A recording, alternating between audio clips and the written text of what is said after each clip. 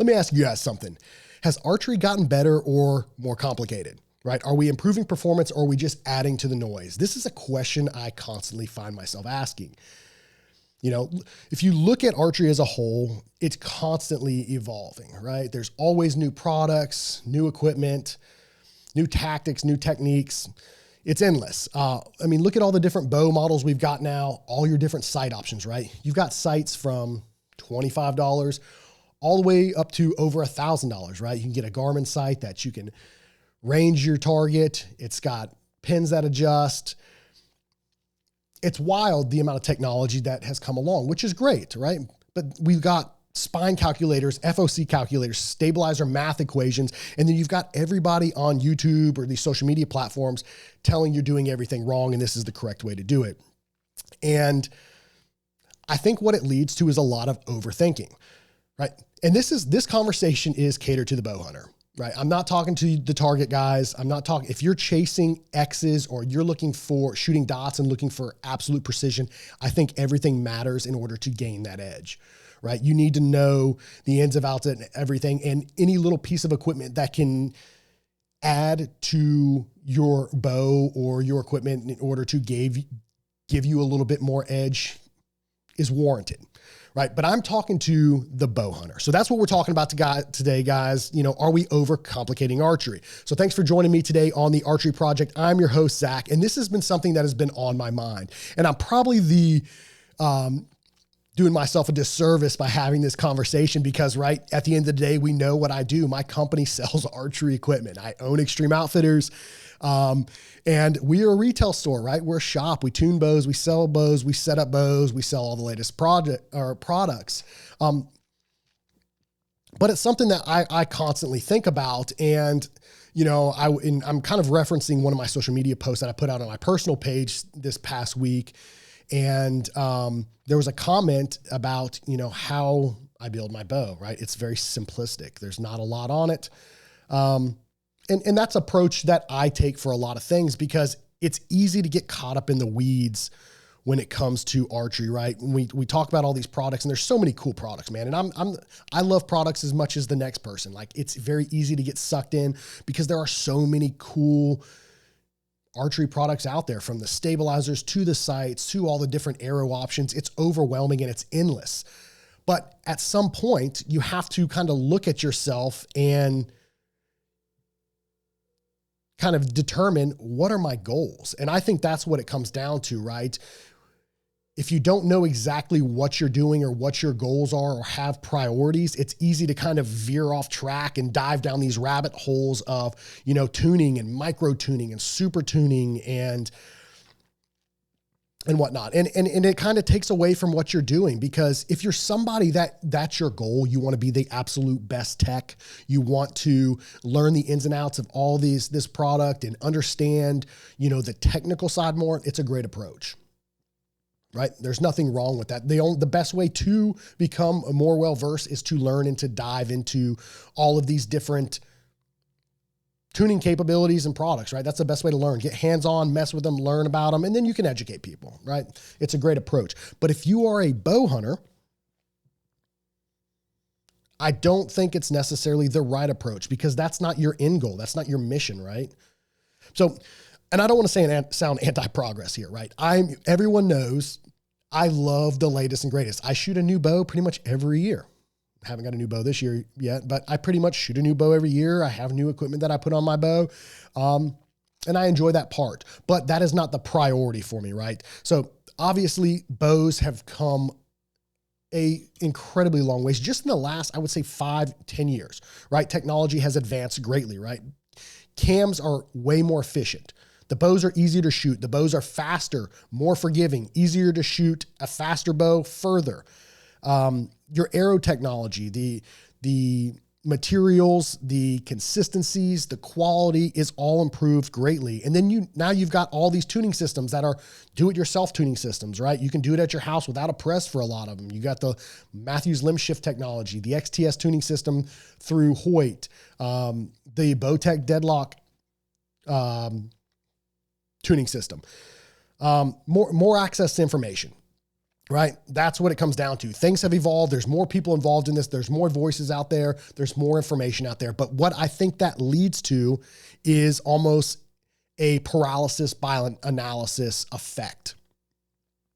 It does for me, right? I'll give you a prime example. We talk about camera stuff, right? I kind of went off the deep end, and I do a lot of media, and I've dove down the rabbit hole in cameras and lenses and this, that, and whatnot. And it's easy to get sucked into that. And, before I know it, I'm spending thousands of dollars on multiple camera rigs and lenses and all these things. And while it's fun, it does get expensive, and it can lead to, like I said, almost a paralysis where you're just constantly seeking more information instead of just getting to what it is you're trying to do, right? And as a bow hunter, that's be successful in the woods. That's go and kill the animal that you're hunting successfully. And that doesn't require a massive amount of equipment or the latest and greatest, I would say. It doesn't have to. I think we have almost like a decision fatigue, right? And especially as like a new archer, right? If you're new to this and you start, man, there's bugs in here flying around me. It's the middle of winter. If you're a new archer looking at this, or even if you're somebody that's pretty well versed in it, it's easy to like, what bow should I buy? What arrow should I shoot? Should I shoot a 4 mil, 5 mil, 6 mil, 6.5 mil? Where do I go? How much FOC is warranted? What should be my overall arrow weight? Should I, torque tune my bow? Do I need a $600 sight? It's easy. God dang, dude. Sorry guys. I'm over here battling these one gnat that's about to take me out. Slap this microphone off the dang stand. It's easy to overcomplicate that things. And I think there's a way to simplify it, right? And this is kind of approach that I've taken as I've been into this a little bit longer. And I've kind of applied it to everything I do at this point. And I kind of almost reverse engineer what I'm doing. And I start with, what is my goal, right? I'm looking for simplicity. I'm looking for reliability. I'm looking for durability whenever it comes to archery. And as a bow hunter, that's what I focus on. I'm not a target guy. I don't shoot paper. I shoot it in the shop sometimes. I'm not a 3D guy. I love shooting 3D targets for fun. That's why I like total archery. I am a bow hunter through and through. So everything I do is based around that, right? When I build a bow, when I build an arrow, it's specific to my end goal of shooting and killing an animal so I can be successful in a hunt. And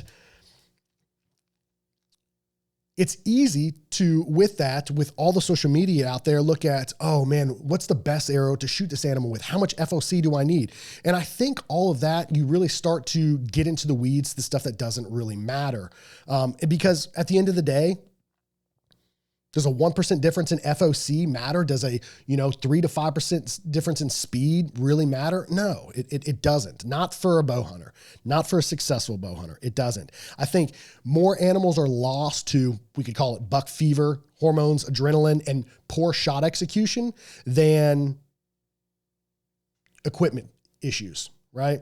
I know guys, and we've set up arrows and bows for guys who've, killed elk with 386 grain arrows. I think we overthink what it is we're doing, and we just really need to step back and simplify and start with what our goal is, right?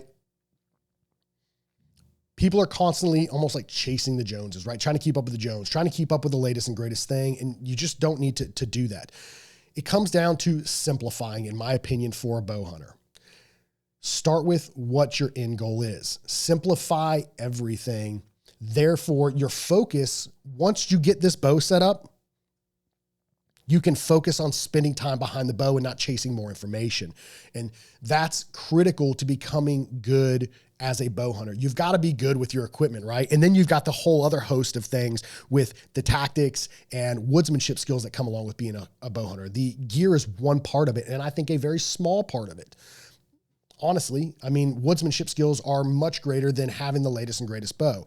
Obviously, your bow needs to be set up correctly for you. That is priority one. When you determine what your bow you're going to go with, you need to make sure it's set up correctly. So this is kind of my approach, or the approach that I would take, or the advice I would give somebody that is bow hunter focused, looking to hunt.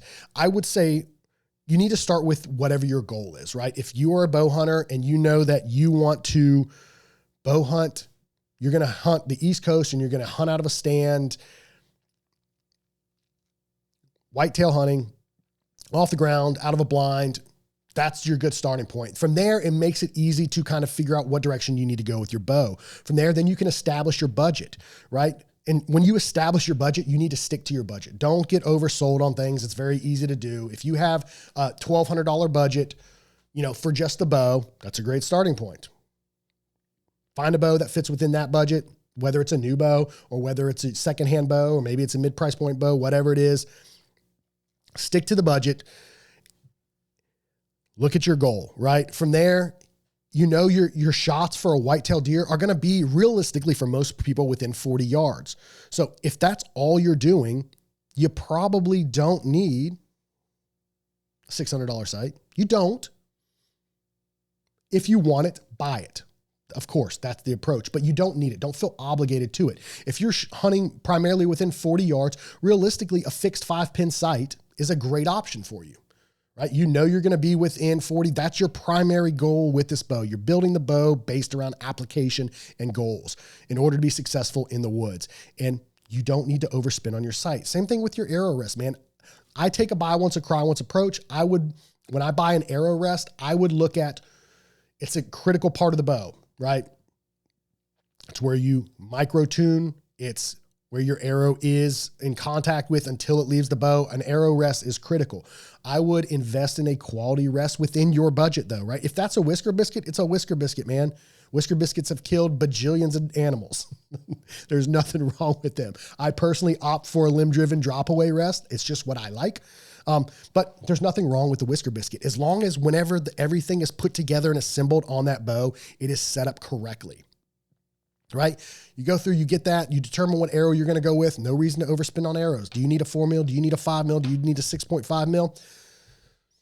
Yes. Right? If you're new to archery, don't overspend on your arrows. Keep it simple.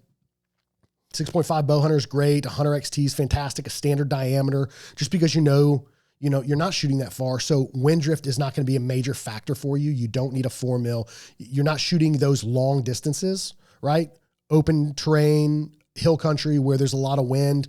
A 4 mil is great because it has less surface area. So there's less potential for that arrow to drift, right? The arrow maintains momentum a little bit better because there is less drag on that arrow.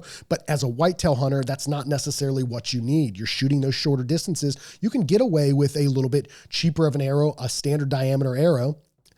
Just make sure that, in my opinion, it needs to be consistent as far as straightness goes. They need to spin well. But you don't need to overthink the arrow build side of things. And I'll give you an example.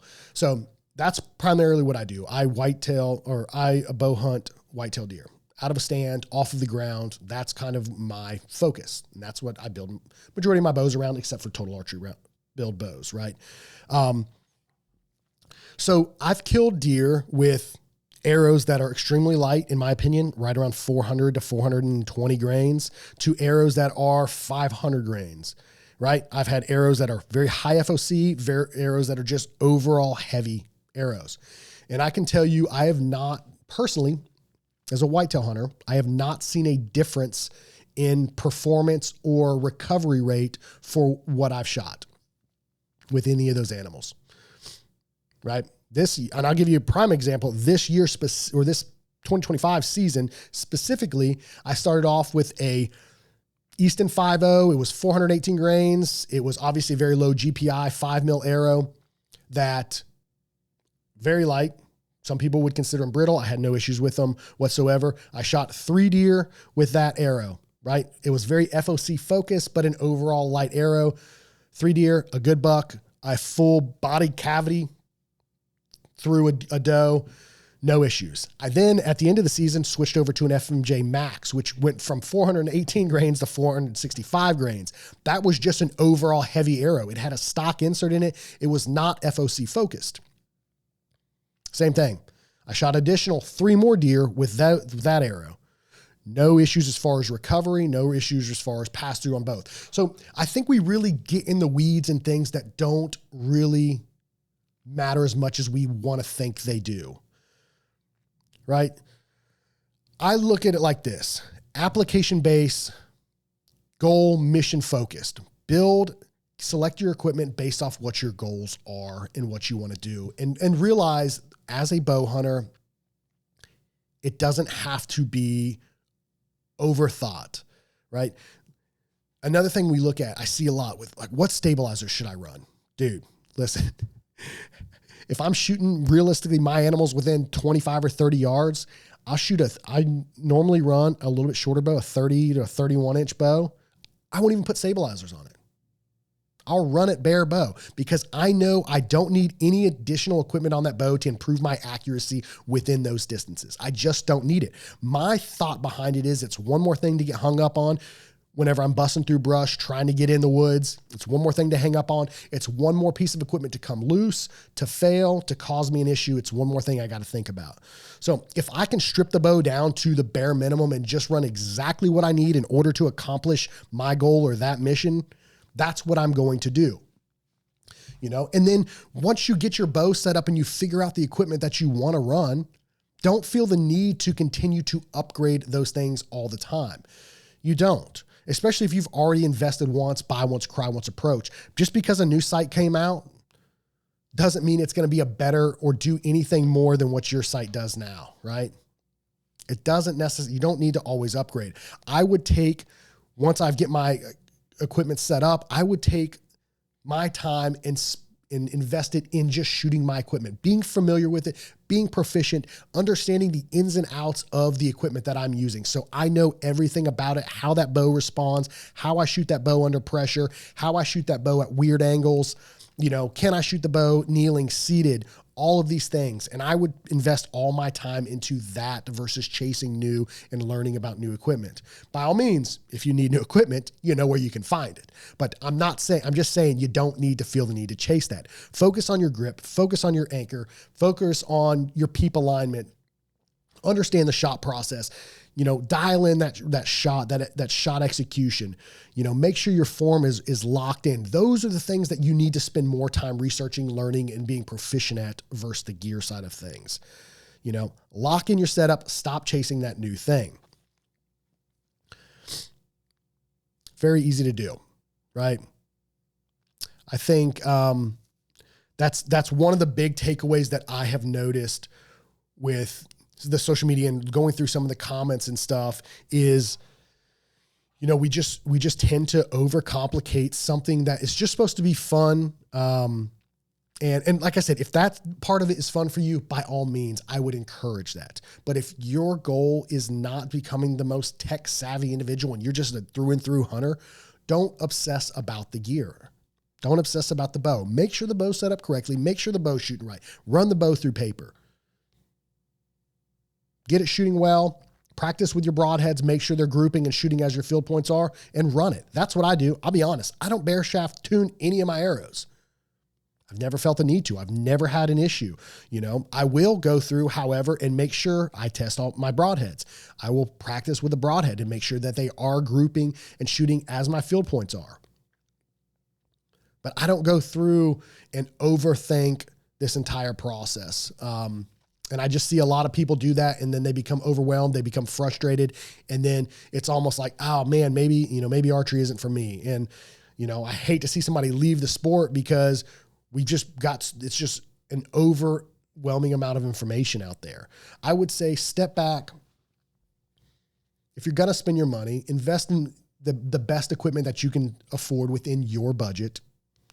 Get it set up, take it to a good shop, ask the right questions, make sure it's set up and shooting as it should, and just spend time behind that equipment.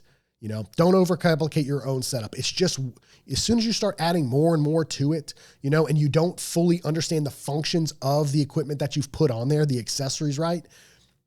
You're just asking for an issue or another failure point. Step back. I know it's fun to spend money. I love it. I love it too, guys, but you don't have to overspend. I would take the approach of what is my goal and what is the least amount of things I need to do in order to achieve that goal. It just saves you headache. It does me at least, right? I hate changing a bow. I'll be honest. Like if I could stick with one bow, and just shoot that bow, I would probably shoot one bow for a couple years.